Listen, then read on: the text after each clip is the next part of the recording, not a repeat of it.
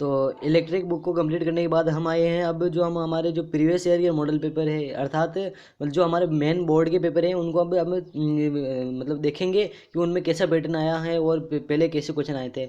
हालांकि पहले जो सिलेबस था वो थोड़ा अलग था और आज का सिलेबस थोड़ा अलग ही। तो हम सबसे पहले 2020 का इलेक्ट्रिक का पेपर चेक करते हैं, ठीक है। 2020 का हम चेक करते हैं। सॉरी, इसमें थोड़ा ऐड आ गया है। चलो देखो, यहाँ पे सबसे पहले रोल नंबर का आया है यहाँ पे, फिर लेवल द्वितीय वर्ष, ठीक है। और इलेक्ट्रॉनिक एवं हार्डवेयर का ये पेपर है। 30 नंबर का ये पेपर होगा और 3 घंटे और 15 मिनट इसमें का पेपर होगा, ठीक है। ये बिल्कुल मेन पेपर है जो हमारे बोर्ड में आता है, ठीक है। परीक्षार्थी के लिए सामान्य निर्देश। परीक्षार्थी सर्वप्रथम अपने प्रश्न पत्र पर नामांक अनिवार्य लिखे। सभी प्रश्न हल करने अनिवार्य है। प्रत्येक प्रश्न का उत्तर दी गई उत्तर पुस्तिका में निर्धारित शब्द सीमा में लिखे। प्रश्न 1 से 3 तक के उत्तर एक पंक्ति में लिखे। प्रश्न संख्या 4 से 9 तक के उत्तर 2 से 4 पंक्ति में लिखे। प्रश्न संख्या 10 से 14 तक के उत्तर एक या दो पृष्ठ, या इसमें प्रिंटिंग मिस्टेक है, 2 पृष्ठों में लिखे, ठीक है। आगे चलते हैं। सबसे पहले आएगा हमारी खंड का, जिसमें देखो एक पंक्ति में उत्तर दीजिए। प्राणायाम किसे कहते हैं? ये हमारी जो अलग वाली इलेक्ट्रॉनिक बुक्स है जो हमारे रोजगार के लिए, उसमें शायद ये वाला होगा, ठीक है। वो वाली बुक इजी थी इसलिए मैंने आपको नहीं पढ़ाया। इलेक्ट्रिक वाली थोड़ी टफ थी तो मैंने आपको उसके बारे में सारी डिटेल दे दी और उसको पढ़ा दिया मैंने, ठीक है।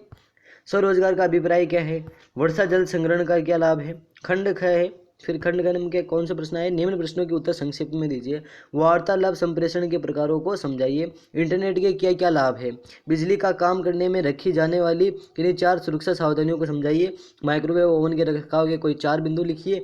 मोटर के किन्हीं 4 भागों पार्ट्स के नाम लिखिए। मिक्सी में यूनिवर्सल मोटर क्यों प्रयुक्त की जाती है? और खंड ग है, निम्न प्रश्नों के उत्तर विस्तृत में दी समझाइए, ठीक है। विद्युत चुंबक क्या होता है? इन्हें यहाँ प्रयुक्त किया जाता है, सॉरी इन्हें कहाँ प्रयुक्त किया जाता है, ठीक है। लेंज के नियम को समझाइए।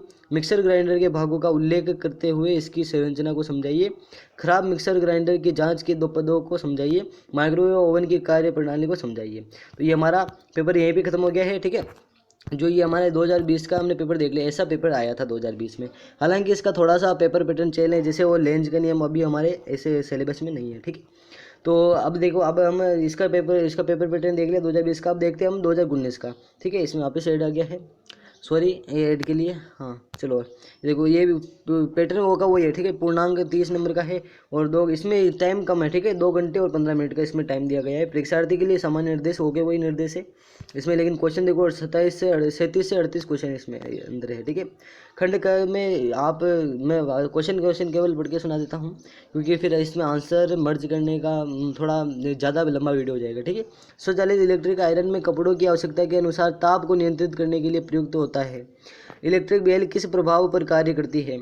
इलेक्ट्रिक बेल में हथौड़े को किस पर मारने से ध्वनि पैदा होती है? फ्लोरोसेंट ट्यूब सामान्यतः उपलब्ध होती है। ट्रांसफार्मर की कोर किस धातु की बनी होती है? सोलर सेल किस पदार्थ का बना होता है? इमरजेंसी ट्यूबलाइट सर्किट में इन्वर्टर सर्किट किस सप्लाई को बदलता है? भारतीय मानक के अनुसार सभी पंखों को जमीन से कितनी ऊंचाई पर लगाना चाहिए? स्विच को सदा कौन सी तार से जोड़ा जाना चाहिए? हॉट प्लेट किस सिद्धांत पर कार्य करती है? अब खंड ख है हमारा, निम्न वाक्यों के लिए सही या गलत लिखिए, ठीक है। जूल के नियम, ये जूल का नियम कैलोरी में मान होता है, ये सही है या गलत है इसको मानना है, ठीक है। इलेक्ट्रिक बेल में गोंग एल्यूमिनियम का बना होता है। देखो ये जो भी इसमें लिखे हुए ये अपने इलेक्ट्रॉनिक बुक में है ही नहीं, क्योंकि पहले जो सिलेबस था वो चेंज था, लेकिन आप पैटर्न को जरूर दे सकते हो कि ऐसा पैटर्न आ सकता है, ठीक है। 4 फीट की फ्लोरोसेंट ट्यूब लाइट सामान्यतः 20 वोल्ट क्षमता की होती है। फ्लोरोसेंट ट्यूब लाइट के श्रेणी क्रम में चौक को जोड़ा जाता है। ट्रांसफार्मर एक स्थैतिक स्थिर मशीन है। सौर सेल एक प्रदूषणकारी युक्ति है। ये इनको सभी सही गलत को बताना है अपन को। इमरजेंसी लाइट में बैटरी लगी होती है। एमसीबी एक सुरक्षा युक्ति है। मिक्सर व ग्राइंडर में यूनिवर्सल मोटर प्रयुक्त की जाती है। ओपन सर्किट फॉल्ट होने पर हॉट प्लेट में झटका लगाता है, ठीक है। रिक्त स्थानों की पूर्ति कीजिए। इलेक्ट्रिक आयरन के प्रेशर प्लेट ब्लैंक की बनी होती है। इलेक्ट्रिक गीजर का थर्मोस्टेट हीटिंग एलिमेंट डैश में कनेक्ट किया जाता है। ट्यूबलाइट के स्टार्टर में डैश गैस भरी जाती है। ट्रांसफार्मर में डैश का मान बदलता नहीं है। ब्रिज रेक्टिफायर में डायोड की संख्या डैश होती है। सौर सेल को डैश सेल भी कहा जाता है। सौर सेल डैश करंट उत्पन्न करता है। डैश सर्किट एसी आपूर्ति को डीसी आपूर्ति में परिवर्तित करते हैं। डैश का मुख्य उद्देश्य बिजली के झटके से सुरक्षा पाना है। हॉट प्लेट का डैश से बनाया जाता है। ठीक है, अब खंड गए हमारा 2 से 4 पंक्तियों में उत्तर दीजिए। स्वचालित इलेक्ट्रिक आयरन को संक्षेप में समझाइए। ट्रांसफार्मर क्या होता है, संक्षेप में समझाइए। पावर सप्लाई में फिल्टर सर्किट क्या कार्य करते हैं। इमरजेंसी लाइट के भागों के नाम लिखिए। यूनिवर्सल मोटर को संक्षेप में समझाइए और हॉट प्लेट की शॉर्ट सर्किट जांच प्रक्रिया को संक्षेप में समझाइए। ठीक है, और अब हमारा खंड अंग आ गया है। ठीक है, इसमें क्या है, 37वां प्रश्न है, रेक्टिफायर क्या कार्य करता है। हाफ वेव रेक्टिफायर का सर्किट संचालन आरेख बनाइए एवं संचालन प्रणाली को संक्षिप्त में समझाइए।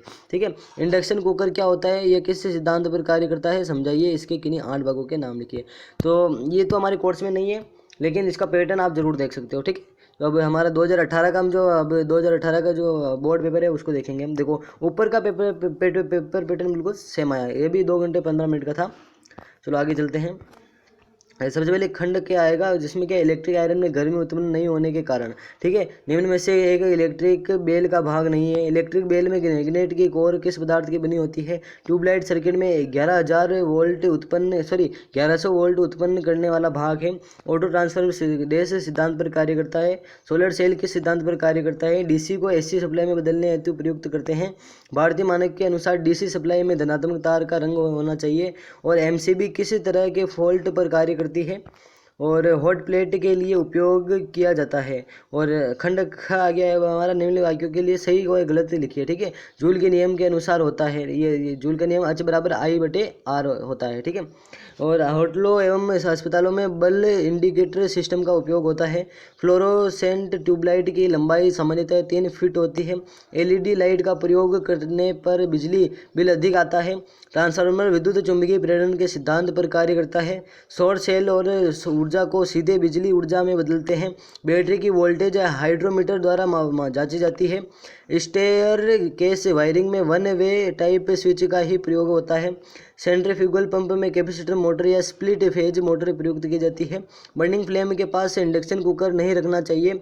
खंड ग है, रिक्त स्थान की पूर्ति कीजिए। इलेक्ट्रिक आयरन को सप्लाई से जोड़ने के लिए ब्रश के टर्मिनल में डैश इंसुलेटर का प्रयोग होता है। गीजर का हीटिंग एलिमेंट डैश वायर का बना होता है। ट्यूबलाइट के दोनों सिरों पर डैश फिलामेंट के इलेक्ट्रोड लगे होते हैं। ट्रांसफार्मर एक डैश उपकरण है। हाफ वेव रेक्टिफायर में डायोड की संख्या डैश होती है। फोटो वोल्टाइक पावर में डैश सेल का उपयोग होता है। सौर पैनल पर सूर्य की रोशनी आने से डैश आते हैं। एलईडी का पूरा नाम डैश है। अर्थिंग के 2 प्रकार डैश एवं डैश होते हैं। इंडक्शन कुकर को दीवार से न्यूनतम डैश दूरी पर रखना चाहिए। ठीक है, अब खंड ग आ गया, 2 से 4 पंक्तियों में उत्तर देना है इनका। ठीक है, इलेक्ट्रिक आयरन के किन्हीं 6 भागों के नाम में लिखिए। स्टेप अप ट्रांसफार्मर को संक्षिप्त में समझाइए। वोल्टेज रेगुलेटर का प्रयोग कहाँ किया जाता है, समझाइए। इमरजेंसी लाइट के प्रकारों के नाम लिखिए। सिंगल फेज मोटर के प्रकारों के नाम लिखिए। इंडक्शन कुकर के नाकाम करने के सिद्धांत को संक्षिप्त में समझाइए। अब खंड अंग आ गया हमारा, इसमें क्या है, 1 से 2 प्रश्न में उत्तर देना है। ठीक है, डीसी विद्युत आपूर्ति का ब्लॉक आरेख बनाते हुए एक विनियमित डीसी आपूर्ति के भाग के नाम लिखिए। हॉट प्लेट के काम करने का सिद्धांत बताते हुए सिंगल यूनिट हॉट प्लेट के विभिन्न भागों के नाम एवं उसके अनुप्रयोग बताइए। ठीक है, तो हमारे ये तीनों हमने पेपर को देख लिया है और आई होप आपको अच्छे समझ में आया होगा। इसके आंसर मैंने नहीं दिए क्योंकि ये हमारे इस बार सिलेबस में ये ऐसा कोई भी क्वेश्चन आंसर इसमें हमारे सिलेबस में नहीं है। ठीक है, तो अगर मेरी कोशिश होगी तो अगली वीडियो होगी जो हमारे अभी तो बोर्ड नहीं, मतलब कोरोना लगने की वजह से 2021-22 में तो हमारे बोर्ड हुए नहीं थे। 22 में तो हुए थे शायद, हाँ 22 में तो हुए थे। जो 22 में तो मैं आपका पेपर, जो 22 का पेपर अगर मेरे को मिलेगा तो मैं आपको ज़रूर शेयर करूँगा और डालूँगा। तो मिलते हैं अगली वीडियो में। Let's begin. Okay bye.